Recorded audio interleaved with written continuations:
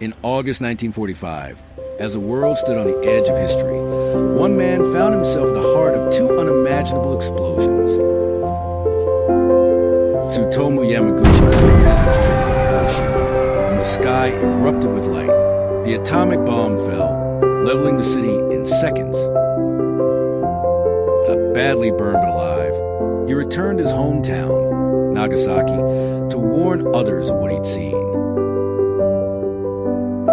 2 days later, the unimaginable began. Another flash, another city, another bomb.